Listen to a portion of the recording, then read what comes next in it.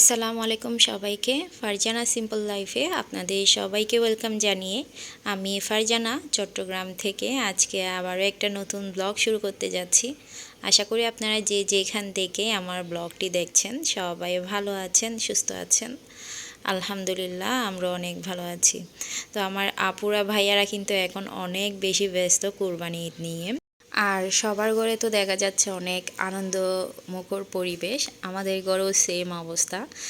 বাচ্চারা অনেক বেশি এক্সাইটেড, ওদের গরু আনবে আর বিশেষ করে তাসির তো হাটে যাওয়ার জন্য পাগল হয়ে আছে। গরু কেনার এক সপ্তাহ আগে ধরেই কিন্তু ও বায়না ধরেছে ও হাটে গিয়ে গরু কিনবে। ও কিন্তু আজকে 2-3 বছর ধরে গরুর হাটে যায় গরু কেনার জন্যে। তো এবারে কিন্তু এই পাগলামিটা একটু বেশি করছে, কখন গরু আনবে। তাসি, দোহা, এরপর নুসাইবা, তিনজনেই। তো নুসাইবা দোহাকে তো হাটে নেওয়া যাবে না, শুধু তাসিরকেই নিয়ে যাবে, যেহেতু গরু আনার সময় দেখা যায় হেঁটেই গরু নিয়ে আসতে হয়। এটা কিন্তু অনেক বেশি কষ্টের ব্যাপার, যেহেতু অনেক দূর হাট, আমাদের কাছে না। তো তাসিরেরও কিন্তু অনেক বেশি কষ্ট হয়ে যায় গরু নিয়ে আসার সময়। যাওয়ার সময় তো দেখা যায় গাড়ি নিয়ে যায়, আসার সময় কিন্তু গরু নিয়ে হেঁটে আসতে হয়। তো আমরা সবাই সকালে নাস্তা করে নিয়েছি। বাচ্চাদের স্কুল বন্ধ হওয়ার কারণে ঘুম থেকে উঠতেও কিন্তু দেরি করে উঠেছি। যখন স্কুল খোলা থাকে তখন কিন্তু ভোরে ওঠার একটা তাড়া থাকে। তো যেহেতু বাচ্চাদের স্কুল বন্ধ আর তেমন তাড়াও ছিল না, তাই একটু দেরি করে ঘুম থেকে ওঠার কারণে আর নাস্তাও তৈরি করা হয়নি। আমার ইচ্ছেও করছে না যে রুটি বানাই বা পরোটা বানাই। দোকানও কিন্তু পাইনি, দোকানে দেখা যায় এখানে 9টা আর মানে 8টার পর হতে হতেই রুটি পরোটা শেষ হয়ে যায়। তো সিঙ্গারা পেঁয়াজও নিয়ে এসেছে, চা দিয়ে আমরা সবাই খেয়েছি। তো নাস্তা খাওয়ার পর আমি একটু বিছনাটা ঝেড়ে নিয়েছি। নুসাইবাদের রুমের বিছনাটা একটা চাদর বিছিয়ে দিয়েছি, এটা উঠিয়ে নিয়ে এরপর আমাদের ডাইনিং টেবিলটা যেহেতু গ্লাসের উপর দেখা যায় গ্লাস ফেললে কিন্তু সাথে সাথেই ভেঙে যাচ্ছে। তাওরাত আজকে কয়েকদিন ধরে প্রায় 3-4টা গ্লাস ভেঙে ফেলেছে। আর যেহেতু ছোটো বাচ্চা, কিছু করার নাই, আমরা খাওয়ার সময় দেখা যায় ও ডাইনিং টেবিলের উপর উঠে গ্লাস ফেলে দেয়। নিচে না পড়লেও দেখা যায় গ্লাসের উপর গ্লাসটা পড়লেই ফেটে যাচ্ছে, ভেঙে যাচ্ছে। তো চিন্তা করলাম ওপরে একটু টেবিল ক্লথ দিয়ে দিই, টেবিল ক্লথ দিলে দেখা যাবে একটু গ্লাস পড়লে ভাঙবে না, হয়তো একটু যত্নে থাকবে, যেহেতু বাচ্চাদের ঘর। তো বাচ্চাদের ঘরে দেখা যায় জিনিসপত্র যদি একটু যত্ন না করেন তাহলে জিনিসপত্র কিন্তু একদমই টিকে না, খুবই তাড়াতাড়ি নষ্ট হয়ে যায়। আর আমার ডাইনিং টেবিলে চেয়ারে যদি আমি কাভার না দিতাম, চেয়ারের কাভারগুলো না দিতাম, চেয়ারগুলো মনে হয় এখনও খুঁজেই পাওয়া যেত না, এত বেশি নোংরা করে। তাসির, আমি শুধু তাওরাতের কথা বলবো না, যেহেতু তাসির দোহ কিন্তু খাওয়ার সময় অনেক বেশি ফেলে, নিচে ফেলে। আর বাচ্চাদের ঘরে দেখা যায় সব কিছুতে খাবার দিলে আমার মতে একটু ভালো হয়, জিনিসপত্র ভালো থাকে। চেয়ার, সোফা বলেন, চেয়ার বলেন, সব কিছুতেই। তো আমার সোফার মধ্যেও খাবার দিয়ে দিয়েছি, আর ডাইনিং টেবিলে চেয়ারের মধ্যেও খাবার দিয়ে রেখেছি। দেখা যায় খাবার দিলে তেমন বেশি দেখতে ভালো লাগে না, তবুও যেহেতু বাচ্চাদের ঘর একটু ধুলাবালি কম হবে, এরপর ময়লা কম হবে, বা সব সময় ধোয়া যাবে, খাবারগুলো খুলে ধোয়া যায়, সেই জন্য মানে যত্ন করি আর কি একটু জিনিসপত্রের। বাচ্চাদের ঘরে দেখা যায় জিনিসপত্র যদি যত্ন না করেন তাহলে আর বেশি দিন টিকবে না। তো এখন আমি রান্না করে নিয়েছি, আজকে হচ্ছে আমরা রাত্রে রোজা রাখবো। তো সেই কারণে আমি করলা ভাজি করছি নুসাইবার আব্বুর জন্যে। এরপর আমি দেশি মুরগি দিয়ে আজকে একটা তরকারি রান্না করব, সেই কারণে আমি কাঁচা মরিচ দিয়েই রান্না করছি। নুসাইবার আব্বুর কয়েকদিন ধরে সর্দি লাগার কারণে উনি বলছিল একটু ঝাল ঝাল করে তরকারিটা রান্না করার জন্যে। তো বাচ্চারা যেহেতু ঝালটা তেমন খেতে পারে না, তো আমি মুরগিটা আজকে একদম কাঁচা মরিচ দিয়ে ঝাল করে, কয়েকটা বেগুন দিয়েছি, এখানে আমি কয়েকটা টমেটোও দিয়েছি, একদম ঝাল একটা তরকারি বানিয়েছি, দেশি মুরগির ঝোল বলতে পারেন তরকারি দিয়ে। এরপর আমি পাবদা মাছ রান্না করেছি। তো আজকে এই 3টা রান্না করেছি, যেহেতু রাত্রে সেহেরিও খাওয়া হবে। তো সবাই মিলে দুপুরের খাবারটা খেয়ে নিয়েছি। এখন তাসিরের আব্বু যাবে গরুর হাটে গরু আনার জন্যে।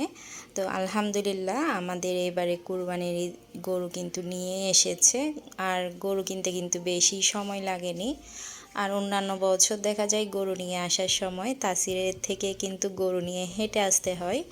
এবারে হাটটা যেহেতু দূরে হওয়ার কারণে গরু গাড়ি নিয়ে আসা হয়েছে, আর তাসিরের আব্বু গাড়ি নিয়ে এসেছে। তো এটাই হচ্ছে আমাদের কোরবানি ঈদের গরু। কেমন হয়েছে আপনারাও জানাবেন।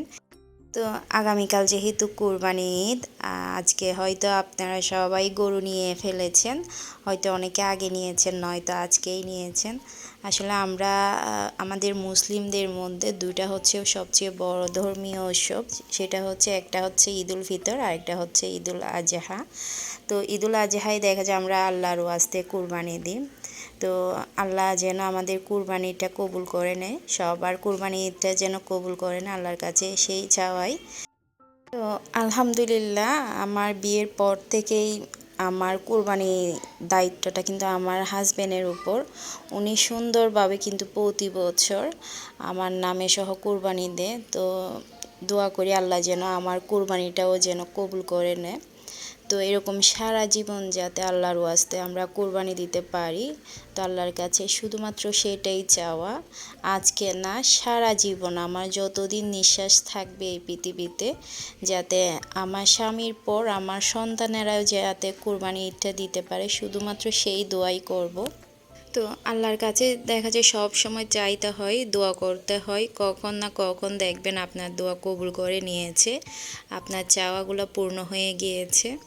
আসলে স্বপ্ন তো মানুষ দেখে, তাই না? আমরা যারা গুনাহগার বান্দা আছি তারা তো আল্লাহর কাছেই চাইবো। তো আলহামদুলিল্লাহ আমরা তো অনেক ভালো আছি, ভালোভাবে দিন পার করছি, রাতে শান্তিতে ঘুমাতে পারছি, সকাল ভোরটা হচ্ছে সকালে।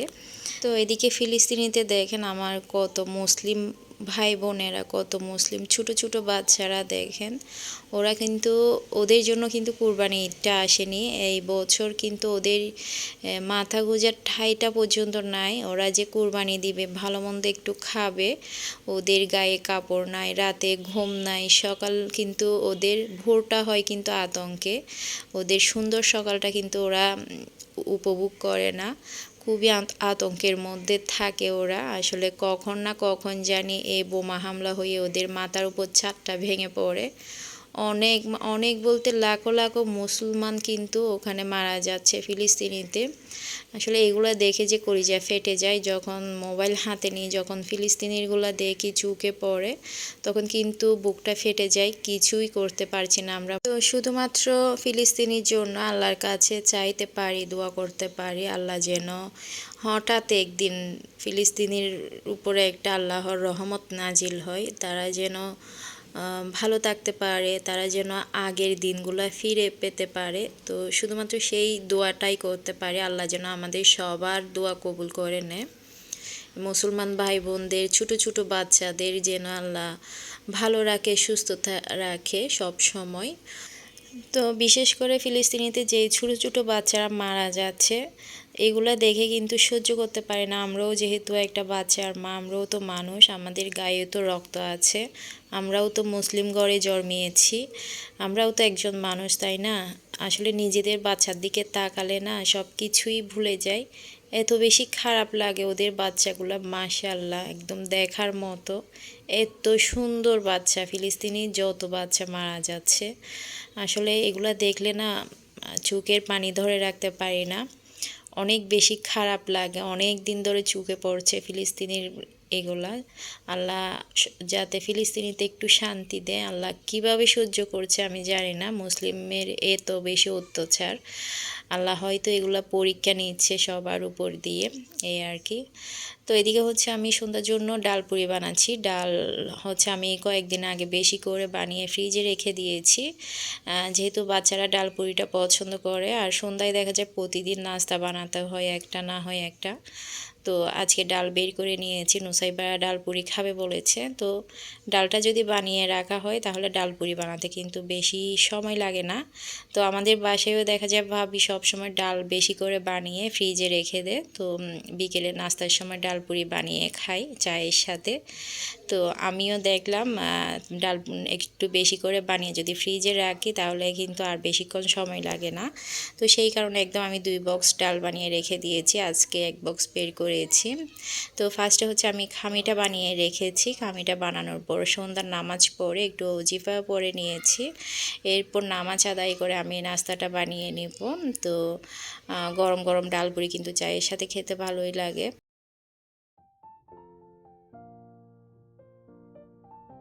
তো আগামীকালকে যেহেতু কোরবানি ঈদ, তো সকাল থেকেই কিন্তু অনেক বেশি ব্যস্ত থাকবো। সকাল বলতে কোরবানি ঈদের আগের দিন, যেহেতু আজকের ব্লগটা আমি আজকে আপলোড দিচ্ছি, মানে কোরবানির আগের দিন আপলোড দিচ্ছি। তো কোরবানির আগের দিন দেখা যায় অনেক বেশি ব্যস্তর মধ্যে দিনটা পার করি। তো ঘরে বিভিন্ন রকম কাজ থাকে, যেহেতু আমরা একা এখানে। তো সারাদিন কিন্তু ব্যস্তই থাকি। তো কোনো রকম যেহেতু ব্লগটা এডিট করে রেখেছি, আজকে না হয় ভয়েসটা দিয়ে আমি আপলোড দিয়ে দিচ্ছি। আমি জানি আপুরা কিন্তু অনেক বেশি ব্যস্ত, সবাই দেখা যাচ্ছে কুরবানি ঈদে দেখা যায় যার যার মতো সেই ব্যস্ত থাকে।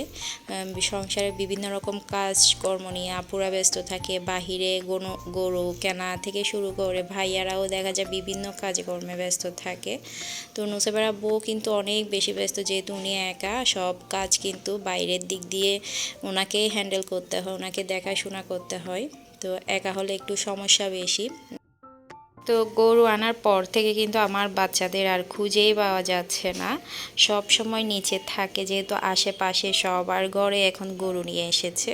তো বাচ্চারা দেখা যায় অনেক বেশি খুশি, শুধু আমার বাচ্চা না, প্রতিবেশীদের বাচ্চারাও দেখা যাচ্ছে একজন আরেকজনের সাথে পাশের বাড়িতে কীরকম গরু নিয়েছে, কার গরু কীরকম, সবাই দেখছে ঘুরে ঘুরে।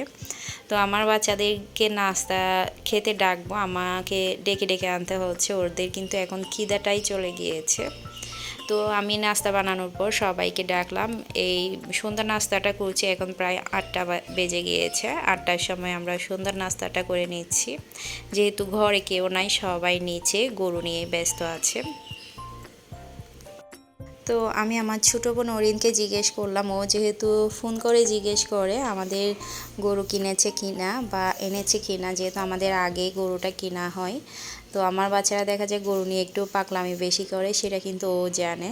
তো আমার বাচ্চাদের কী অবস্থা, ওরা কি করছে, এগুলো জিজ্ঞেস করছিল।